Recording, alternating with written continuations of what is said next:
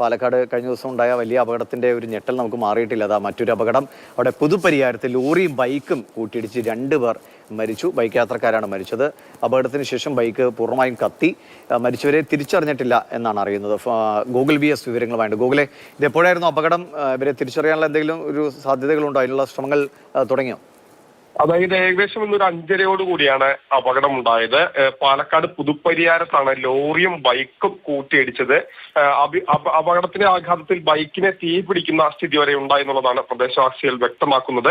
Bike യാത്രികരായ 2 ചെറുപ്പക്കാരാണ് മരിച്ചത്. ഇവരെ തിരിച്ചറിയാനുള്ള നടപടികൾ ആരംഭിച്ചിട്ടുണ്ട്. ഇതുവരെയും ഇവരെ കുറിച്ചുള്ള കൂടുതൽ വിവരങ്ങൾ ലഭ്യമായിട്ടില്ല.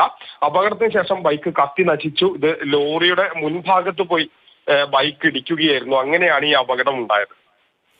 ശരി, ഗൂഗിളാണ് വിവരങ്ങൾ നൽകിയത്. പാലക്കാടാണ് ബൈക്ക് അപകടമുണ്ടായി. 2 ബൈക്ക് യാത്രക്കാർ മരിച്ചത്. അവരെക്കുറിച്ചുള്ള കൂടുതൽ വിവരങ്ങൾ ലഭ്യമായിട്ടില്ല. ബൈക്ക് കത്തി നശിക്കുകയും ചെയ്തു.